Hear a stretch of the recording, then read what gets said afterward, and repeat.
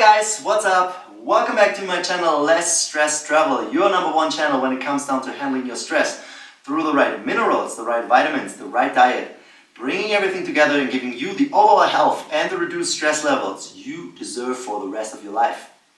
Today guys, let's talk about alcohol and stress. Okay, it's one of my favorite topics because for me it's still unbelievable how socially accepted is this drug called alcohol in our life, and people are not aware how much damage this actually can cause. Now I'm saying that with also the alarm bell high up. I don't know if you say that in English right, but being aware, this is what I want to say. If I say that, and if I will get to my point right now in a second, I already want to say it doesn't mean that you can't and shouldn't drink alcohol at all. And actually, there are certain factors which can actually help you to reduce your stress levels and to make you healthier in the right dose. And this is actually a very good point for the first point. Basically, it's a nice bridge to the first point, that it's all a matter of dose, right? We know alcohol is damaging. We know alcohol is toxic. So first and important to remember is never go from being an alcoholic to never drink again in like a day or a week or even a month. Is probably not possible. What you want to do is reducing the alcohol, okay? The second thing is what you also should be aware, the type of alcohol, the type of beverage and spirits you are drinking, okay? And liquors, whatever you're drinking. I will get to this in a second. But before we talk about that, let's talk about quickly again why alcohol is actually so damaging and causes stress response in our body. It's pretty simple. First, alcohol can trigger your body to, or not just can, will trigger your body to burn through magnesium. Alright? And you know you need magnesium to handle your stress. So when it's not enough stress there, and then your diet is overall not very well, not on point basically, the chance is pretty high that your iron levels go up way more, and then you end up with inflammation, and you need magnesium to deal with this inflammation. Inflammation can cause a lot more problems than we actually can think about in this situation. It's not a problem if you do this for 1 or 2 weeks, but your body can deal with that, your liver can deal with that.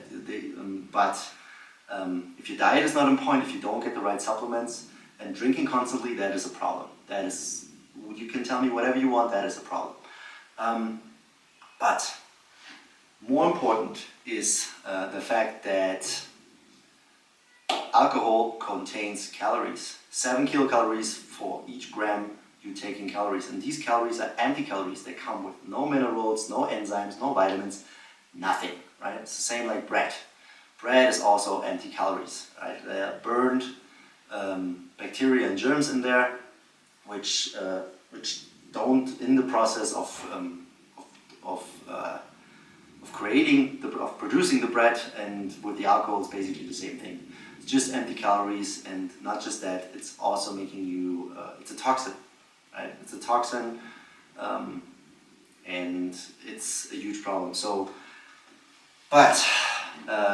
we have these two important factors, right? Burning magnesium, which will cause inflammation if you're not on the right supplementation and the right diet, and it can also cause a fatty liver, which also can be, by the way, triggered by fructose. I already made another video about that. Check that out as well. And the third point is the calorie situation. Obviously, if you're drinking empty calories and they're not serving you at all, and it's a toxin, then you store this as fat and you get obese, and you don't want to do that, okay?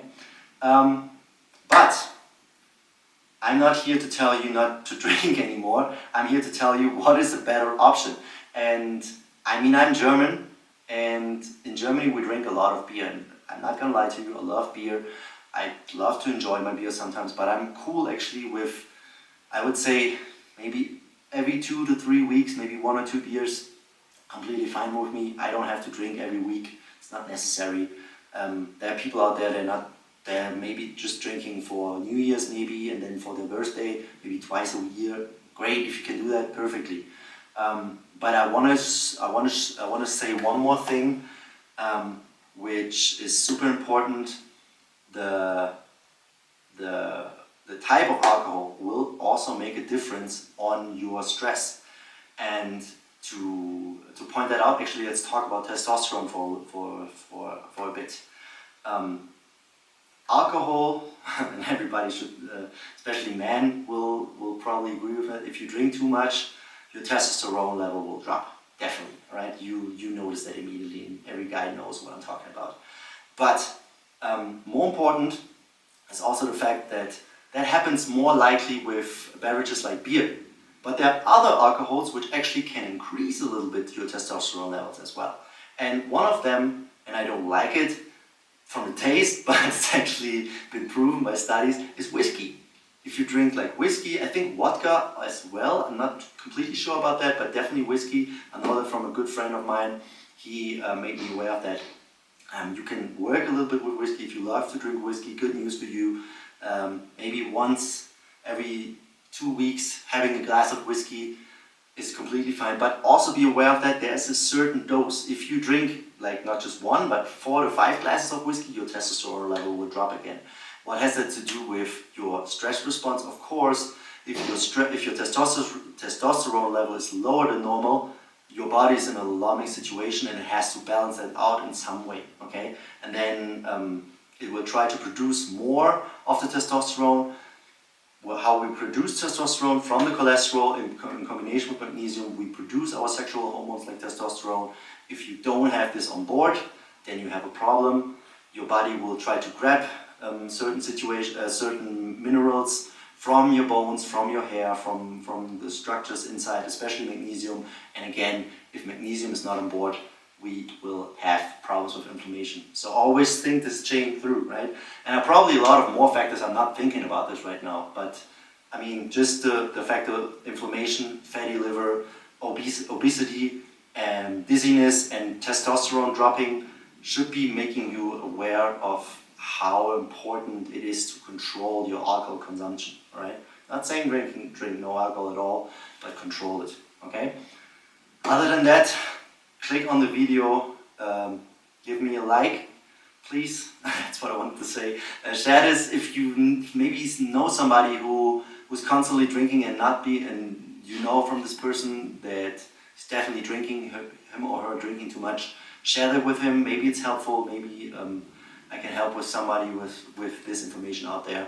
And other than that, click on the link below if you want to get in a free call with me talking about your situation, especially if you're dealing with alcohol problems. It's also a way we can look at that. We can support you with the right supplementation, looking individualized obviously on your situation. But first, let's get in a free call. Click on the link below, fill out your email address and your name, and I will get in touch with you. Other than that, I love you from the bottom of my heart. Subscribe if you haven't done this already. Share this. Like again, and I'll see you in the next video. Take care, guys. Bye bye.